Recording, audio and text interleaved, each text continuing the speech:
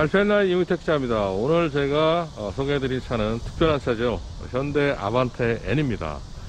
제가 다른 영상에서도 미리 소개를 해드렸었는데 이번 영상은 일반 공도를 달리는 그런 영상입니다. 그래서 주행 외에 다른 기타 부분들은 짧게 소개를 해드릴게요.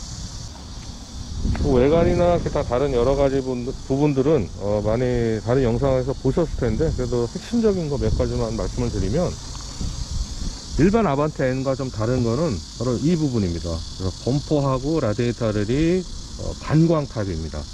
제가 볼 때는 거의 무광에 가까운데요, 살짝 광이 있어서 반광인 것 같아요. 이 부분은 굉장히 스포티하고 좋아요. 그런데 이보다 약간 더 광을 살려도 좋을 것 같고, 제가 볼 때는 이 부분은 색깔을 혹시 커스터마이징 할 수 있으면 더 좋겠다, 그런 생각을 합니다. 자, 타이어는요 미쉐린 파일럿 스포츠 4S입니다 그래서 보통 현대차가 고성능 타이어를 달 때 AS를 많이 달았죠. 그래서 올 시즌을 많이 달았는데 이 타이어는 찐입니다. 완전 스포츠 4S. 그래서 이 HN은 현대 아반떼 N에 납품한다는 그 코드 네임 같습니다. 타이어 상태를 보니까 많이 달았거든요. 네, 트랙에서 좀 달려본 티가 납니다. 그래서 제가 달려보면은 일반적으로 트랙에서도 충분히 괜찮고요. 벨로스타 N 같은 경우는 그 피렐리를 달았었잖아요. 피렐리보다는 훨씬 좋은 것 같습니다. 이쪽에 보시면 이제 N 마크가 이렇게 있죠. 사이드미러 디자인도 굉장히 훌륭하고요. 일반 아반떼보다 10mm가 낮아졌어요. 그런데 굉장히 차가 낮아 보입니다. 그러니까 일반 아반떼 N도 세단 치고는 상당히 차가 낮은 편이거든요. 그래서 그렇게 보이는 것 같아요. 타이어 사이즈는 이제 245, 35 ZR 19인데요. 그 트레드웨어는 300입니다. 아주 오래 쓰는 타이어는 아니죠. 트랙시어는 AA, 템퍼레처는 A 타입입니다. 윙이 크게 달린 게 N의 특징이죠. 트렁크 열어보면요, 전동은 아니거든요. 재밌는 거는 이제 리어 스티프바가 있어요. 그래서 이거는 차의 좌우를 굉장히 단단하게 잡아주는 그런 기능이거든요. 그래서 트랙을 달릴 때 굉장히 빛을 발합니다. 밑에는 역시 좀 허접하게 되어 있네요. 이 부분 마감이 조금 더 고급스러우면 좋을 것 같습니다. 지금 이제 안 보이는 이 차체 하부에도 저런 보강재가 있거든요. 그 벨로스타 N 같은 경우는 3군데를 지지하는데 이 차는 4군데를 꽉 잡아줍니다. 강성이 훨씬 좋아졌음을 느낄 수가 있습니다. 이쪽도 역시 조금 싼 티가 나네요. 이 부분들은 좀 저렴한 차라고 해도 조금 더 보강하면 좋을 것 같은데 말이죠. 여기 이제 연비 소비 효율 표시를 보면 도심 9.0, 고속도로 12.7. 이따가 달리면서 어떤지 한번 확인해 볼게요. 리어레 그룹은 보시기에도 굉장히 넓죠. 자, 신장 177의 성인 남자가 타면 이 정도 공간이 나옵니다. 제가 운전한 위치인데요, 굉장히 넓습니다. 그 성인 남자가 이 정도 발을 뻗을 수 있다는 것은 패밀리카로도 충분히 괜찮다, 이런 얘기죠. 뒤에는 아쉽게도 이 센터 암레스트가 없습니다. 여기 있으면 좋을 텐데 말이죠. 그리고 이쪽도 이제 그 송풍구만 있어요. 뭔가 조절할 수 있는 부분은 없습니다. 뒤쪽은 넓은 거 빼놓고는 딱히 장점은 없어요. 일단 이제 운전석에 왔거든요. 시동을 한번 걸어보겠습니다. 여기 있습니다. 카드를 넣어주세요. 시동도 되게 우렁차고요.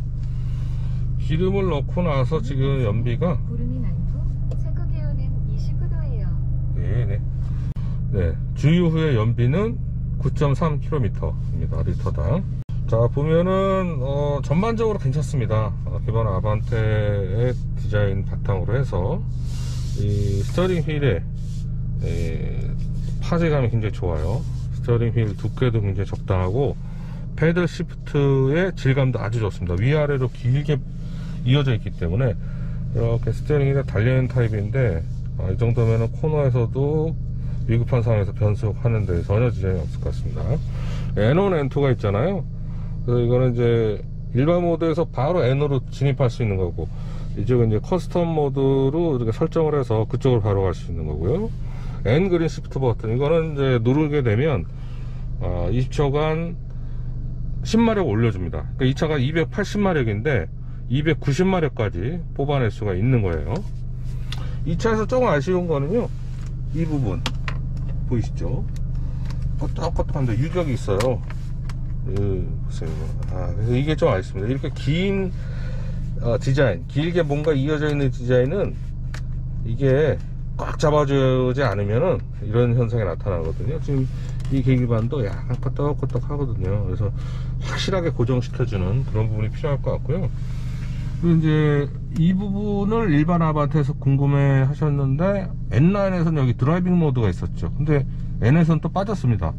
그러니까 뭐 드라이빙 모드를 밑에 쪽에 놨기 때문에 그럴 수도 있는데, 이 부분이 좀 아까워요. 이 부분에 뭔가 표시를 해주는 장치를 놓는다거나, 그러니까 예를 들면 뭐 아날로그 시계를 이렇게 놓을 수도 있겠고요. 아니면은 뭐 여기 드라이빙 모드를 아예 이쪽으로 뭐 저기 아반떼 N9처럼 빼가지고 여기서 딱 누를 수 있도록 한다거나, 뭔가 이걸 좀 활용을 하면 좋을 것 같아요. 이 공간이 좀 아쉽습니다. 이 차의 특징 중에 하나는 이제 N모드인데요. N모드로 딱 들어가게 되면 이렇게 스로틀, 개방, 오일 온도, 냉각수 온도, 브레이크 압력, 기어 브레이크를 밟으면 이렇게 올라가죠. 랩 타이머도 있고, 이거는 이제 수동으로 할 수도 있고요. 서킷을 들어가면 국내 서킷이 다 들어가 있습니다. 입력이 돼 있어서 여기서 이제 우리가 달리게 되면은 랩 타임을 재주는 기능이 있어요. 속된 말로 배랩이라고 그러죠. 배랩도 체크할 수 있고, N 모드로 이렇게 딱 진입을 하잖아요. 이렇게 되면은 레이스 랩 1, 랩 2 이렇게 쭉쭉쭉 되고, 이거 이제 베스트 랩이 표시가 되는 겁니다. 그래서 이런 모드를 즐길 수가 있고, 재밌는 것 중에 하나는 또 이제 그 사운드죠. 그래서 사운드를 보면 액티브 사운드 디자인이 있는데, 강하게 보통 약하게 끄기, 그러니까 끌 수도 있고요. 끄는 거는 이제 뭐 예를 들어서 밤에 아파트 단지나 주택가를 간다거나 그럴 땐 좀 끄면 좋을 것 같고, 평소에는 좀 사운드 즐기고 싶다 그럴 때 스포티, 하이 퍼포먼스, TCR로 나눠서 할 수가 있고, 퍼스널은 자기가 또 개별 조절을 할 수가 있는데요. 어떻게 조절하느냐, 그래서 세부 음량을 이렇게 딱딱 조절할 수가 있어요. 되게 재밌습니다. 그래서 이런 부분들이 아주 재밌고, 저는 TCR 사운드가 많이 들더라고요. 이게 이제 보면은 주차 상태에서 밟아보면요, 타다닥. 그러니까 3000rpm 이상 올라갔다가 떨어질 때 후연소 사운드가 있어요. 바바박 하고 이제 팝콘 터지는 소리, 이따가 이제 주행할 때 들으시겠지만. 그리고 5000rpm 이상 가속 페달을 밟으면 뱅 하고 터지는 일바 뱅 사운드, 그게 나타나거든요. 그래서 주행에 대해서 일반 도로를 달리면서 어떤 느낌을 주는지 한번 저와 함께 살펴보시겠습니다.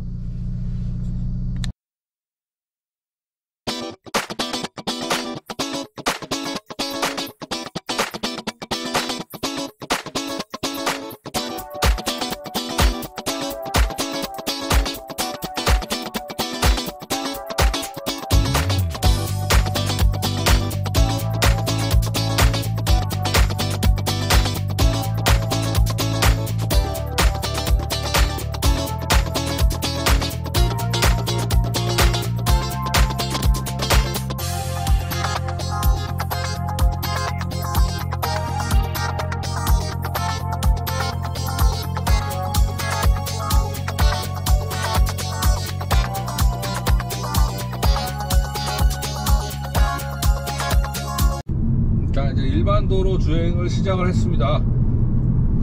이번 시즌에서 가장 이제 중점적으로 제가 언급을 할 부분은, 과연 이제 트랙에서 우리가 아반떼의 성능을 여러 채널을 통해서 확인을 했는데, 일반 도로에서는 어느 정도의 성능을 보여줄 것인가, 그리고 일반 도로 달리기에는 괜찮은가, 그런 부분들을 살펴보려고 해요. 사실 트랙 달릴 때 그 일반 도로를 잠깐 달려봤거든요. 제 영상에도 있는데요.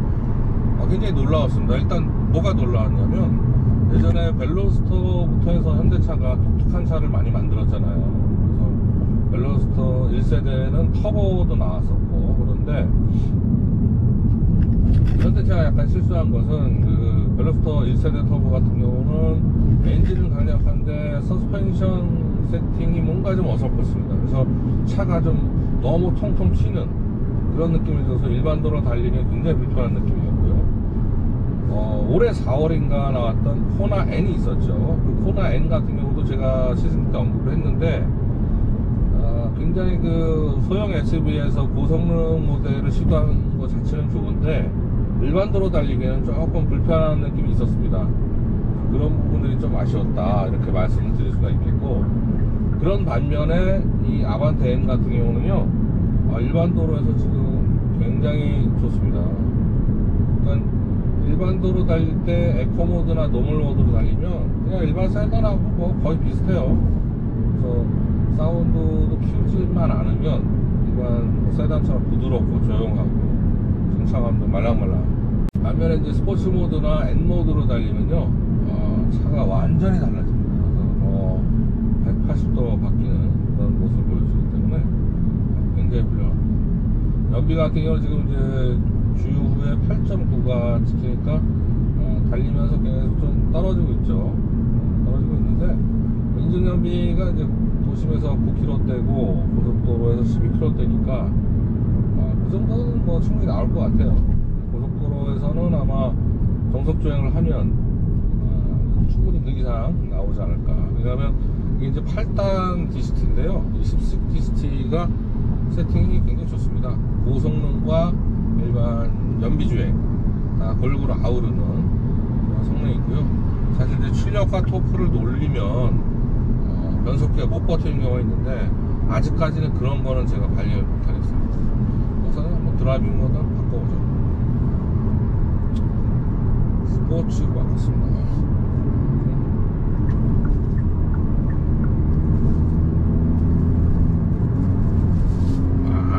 빨라. 쫀쫀합니다. 요절을 할 때 이렇게 서스펜션 스트로크의 그 움직임이 되게 짧죠. 짧으면서도 불쾌감이 없습니다. 이게 예전 벨로스터 N과 다른 점이죠. N 모드로 바꾸는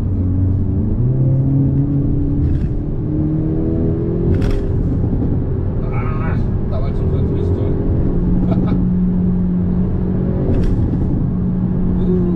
이 맛에 타는 것 같아요, 아반떼는. 우리가 예전에 벤츠 AMG나 BMW M, 포르쉐, 아우디 RS 이런 모델에서 느꼈던 건데 요즘 계속 그런 모델들이 없어지고 있잖아요.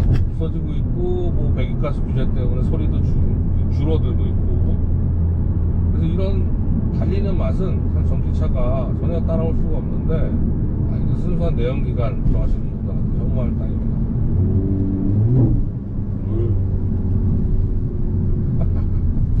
그러니까 이런 소리를 들으면요, 자외선 웃음이 나와요. 완전 그 웃음 나오는 무슨 헬륨가스 마시는 것처럼 그런 기분이 좋아지는 사운드입니다.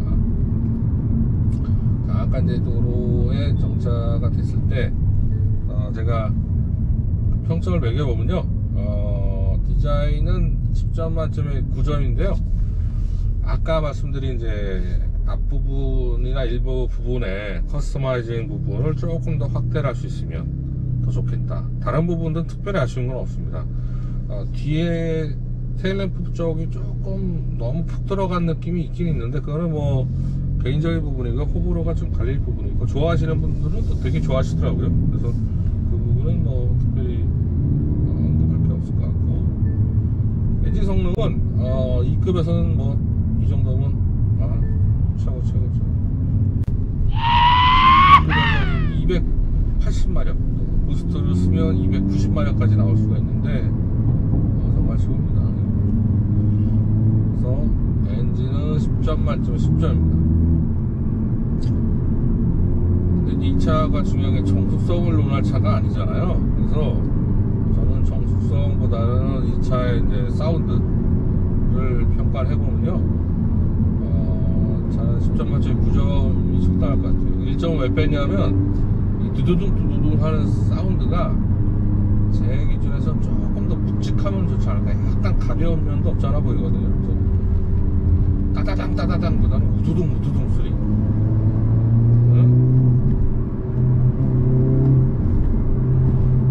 근데 바로 떨어지지 않으면 소리가 안 나는데요. 나오죠. 조금 더 이게 이제 조율하는 게 굉장히 어려울 겁니다.